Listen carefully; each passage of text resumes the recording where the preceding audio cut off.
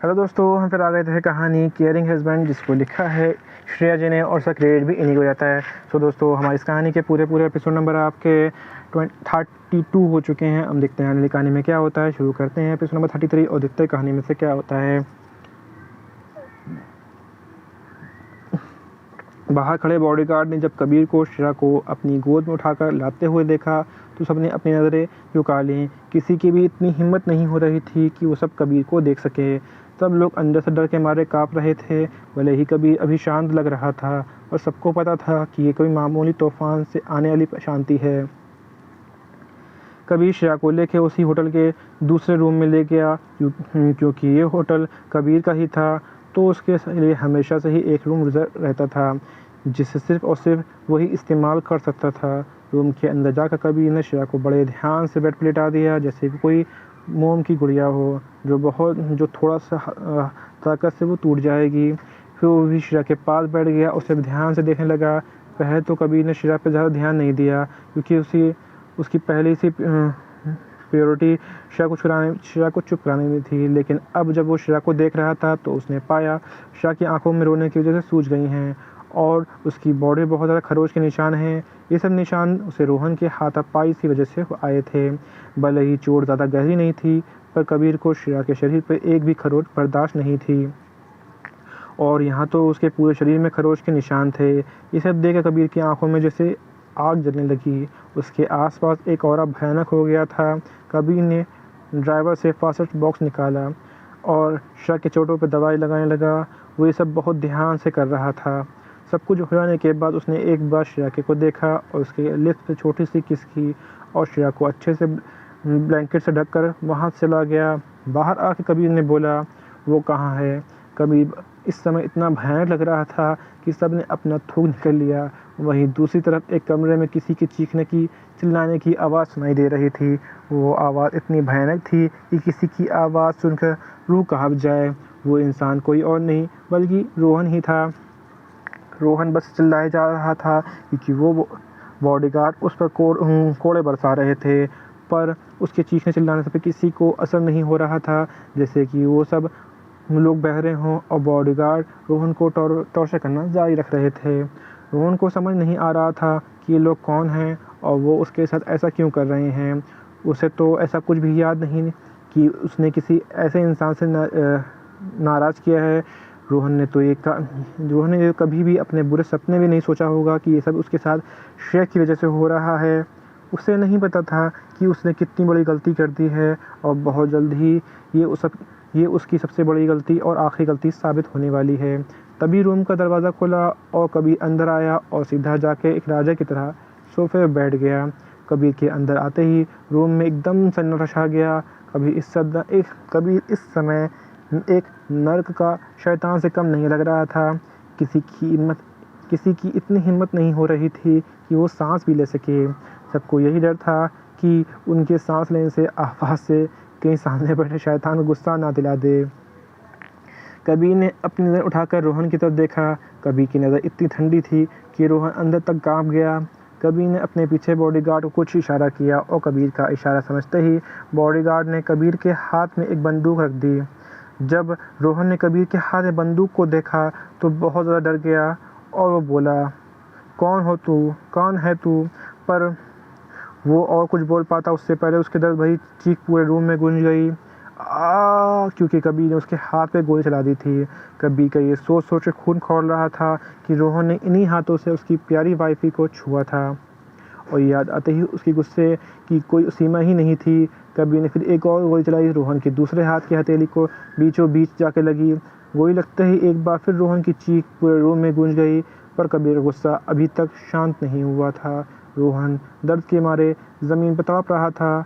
ये सीन देखकर सभी बॉडीगार्ड डर के मारे कांपने लगे। कबीर ने एक नज़र तड़पते हुए रोहन को देखा, फिर उसकी तरफ जाने लगा। फिर उसने रोहन को उसी गोली वाली जगह पे अपने जूते रख दिए और उसे अपने जूते से बेरहमी से कुचलने लगा। उसे ऐसा करने से फिर उससे पूरे रूम में रोहन की दर्द भरी चीखें सुनाई दे रही थी। कबीर बोला, तुम्हारी हिम्मत भी कैसी हुई मेरी वाइफ को छूने की, जिसके ऊपर किसी की एक नज़र बर्दाश्त नहीं कर सकता, और तुमने तो उस पर अपनी गंदी नज़र डालने की हिम्मत की है। फिर उसने अपने बॉडीगार्ड को कुछ इशारा किया और खुद जाके सोफे पे बैठ गया। अपने आंखें बंद कर लीं। रोहन, जो कबीर के कहने का मतलब समझ नहीं आया, क्योंकि उसमें इतनी हिम्मत ही नहीं थी बची थी कि वो कबीर के कहने का मतलब समझ सके। उसे तो इतना दर्द हो रहा था कि उसने अपनी सारे सोचने समझने की शक्ति खो दी थी। थोड़ी देर बाद उस रूम में अब बस रोहन की दर्द भरी चीखें सुनाई दे रही थी। कबीर के कान में जब रोहन की चीख सुनाई देती तब उसे बहुत अच्छा लगता। जब कबीर की चीख सुनाई ना देना बंद हो जाए तो उसने अपनी आँख खोल के देखा। एक बॉडीगार्ड बोला, सर, बॉस वो मर चुका है। ये बोलते हुए उसकी आवाज़ लड़खड़ा रही थी। उसके ऐसा बोलने से कबीर ने एक नज़र उस बॉडीगार्ड को देखा। उसके ऐसा देखने से तो वो बॉडीगार्ड अंदर से सिहर उठा, पर डर के मारे 2 कदम पीछे ले लिए। कबीर बोला, ये सब साफ करवा दो। ये बोल के वहाँ से चला गया। कबीर के जाते ही सबने एक राहत की सांस ली। आज के इंसिडेंट के बाद सबको ये समझ आ गया था उनके बॉस के लिए कितनी इम्पोर्टेंट है। और यहीं पे कहानी का एपिसोड नंबर आपका 33 कंप्लीट होता है। सो दोस्तों, आपको एपिसोड नंबर 33 कैसा लगा हमें कमेंट करके ज़रूर बताइए। कहानी को ऐसा दोस्तों मुझे लगता है वक्त है, तो मैं इसी में कहानी का एपिसोड नंबर आपका 34 ऐड करता हूँ। यहीं पे कहानी का एपिसोड नंबर आपका 33 कंप्लीट होता है। शुरू करते हैं कहानी का एपिसोड नंबर 34 और देखते हैं आने वाली कहानी में क्या होता है। वहीं दूसरी तरफ अब धीरे धीरे श्रेया की आंखें खुलने लगी थी। उसने अपनी आंख खोल के चारों तरफ देखा। अपने आप को अनजान जगह पर देखकर पहले तो कुछ समझ नहीं आया कि वो कहाँ है। तभी उसे धीरे धीरे सब कुछ याद आने लगा और ये आते आते ही उसकी आंखें नम हो गईं। उसने अपने चारों तरफ देखा पर कभी उसे कहीं भी दिखाई नहीं दिया और ये देखते ही श्रेया घबरा गई, क्योंकि उसे लगा कि कभी उसे छोड़ के चला गया है। और सोचते सोचते वो ज़ोर ज़ोर से रोने लगी। तभी रूम का दरवाज़ा खुला और कबीर अंदर आ गया। श्रेया ने जब कबीर को अंदर आते हुए देखा तो जल्दी से बेड से उतरकर दौड़कर कबीर के पास चली गई और उसे खुद उसके ऊपर कूद गई। वहीं कबीर जो अभी अभी अंदर इस वक्त इस तरह आया जो वही कबीर जो अभी अभी अंदर वो इस तरह श्रेया के ऊपर उसके ऊपर कूदने से हड़बड़ा गया, पर उसने अपने आप को संभाल लिया और फिर श्रेया को कस से पकड़ लिया, क्योंकि उसे डर था कि श्रेया कहीं गिर ना जाए। श्रेया ने भी अपने दोनों हाथ पैर कबीर की कमर के चारों ओर लपेट लिए, अपना छोटा सर कबीर की छाती में छुपा लिया। ये देख के कबीर ने उसे और कस के गले लगा लिया कि तभी कबीर को अपने गले पे कुछ गीला सा फील हुआ। जब उसने नीचे देखा तो पाया क्यूट सी वाइफी उसे कैसे कस के गले लगा के रो रही है। उससे इस तरह रोता देख कबीर को बिल्कुल भी अच्छा नहीं लग रहा था। उसने बड़े प्यार से पूछा, क्या हुआ वाइफी, तुम रो क्यों रही हो? श्रेया ने कबीर की बात का कोई जवाब नहीं दिया और उसी तरह कबीर को ये लगाते रोती रही। जब कबीर ने देखा कि श्रेया चुप ही नहीं हो रही तो फिर उसने उसे लेकर बेड की तरफ बढ़ गया और बड़े ही ध्यान से उसे लेटा दिया और ख़ुद उसके ऊपर आ गया और उसे देखने लगा। उसके ऐसा करने से श्रेया एकदम चुप हो गई और अपनी आंसू भरी नज़रों से कबीर को देखने लगी। कबीर ने पहले श्रेया की दोनों आंखों को चूम लिया और बोला, ये आखिरी बार है जब तुम रो रही हो। आज के बाद मैं तुम्हें रोता हुआ नहीं देखना चाहता हूँ। ये सब कबीर ने अपने गुस्से भरी टोन में कहा था, जिसे सुनकर श्रेया डर गई और अपना छोटा सिर बस हाँ में हिला दिया। जब कबीर ने देखा कि श्रेया उसे डर रही है तो उसने गहरी सांस ली और अपने आप को शांत किया, क्योंकि वो नहीं जानता था कि श्रेया उसे डरे।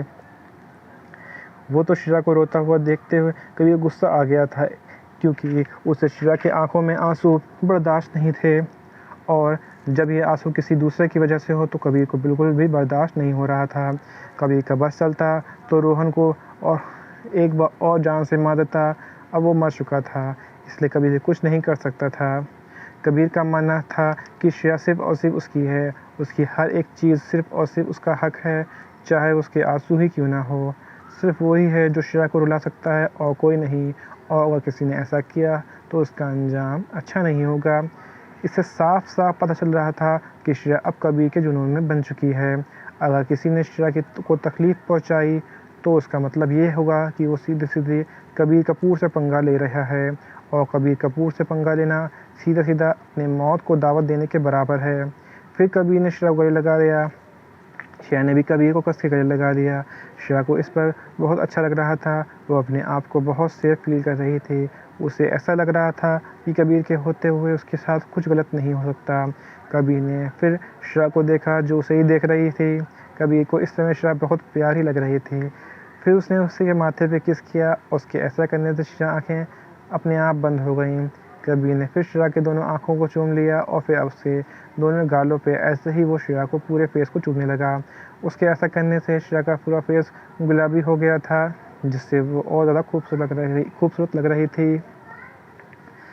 तभी कबीर की नज़र श्रेया के होठों पे गई, जो किसी गुलाब के पंखों की तरह लग रहे थे। ऊपर से कबीर के इस तरह किस करने से श्रेया के होठ काँप भी रहे थे, जिससे वो अट्रैक्टिव लग रहे थे। ये देखते ही कबीर का गला सूखने लगा और धीरे धीरे अपना कंट्रोल खोने लगा। और जब वो बर्दाश्त नहीं कर पाया तो बिना एक पल गवाए उसको किस करने लगा। उसके ऐसा करने से श्रेया ने और कस से कबीर को पकड़ लिया। कबीर श्रेया को इस तरह से किस कर रहा था कि कितने दिनों से प्यासा है। कबीर श्रेया को बहुत मदहोश होते जा रहे थे। वक्त के साथ साथ कबीर की इंसल्ट होते जा रहा था। श्रेया को तो ऐसा लग रहा था कि उसे कबीर पूरा निकल जाएगा। जब श्रेया को सांस लेने में प्रॉब्लम होने लगी तो कबीर ने उसे खुद से दूर कर दिया, पर कबीर उसके ऊपर से पर कबीर पे कोई असर नहीं हो रहा था। वो बस उसे किस करने खोया हुआ था। श्रेया को ऐसा लग रहा था कि उसका दम घुट जाएगा और मर जाएगी। तब कबीर ने देखा कि सांस लेने में वजह से श्रेया धड़पड़ा रही है, तो उसने उसे किस तरह छोड़ दिया। उसे छोड़ते ही श्रेया जोर जोर से सांस लेने लगी।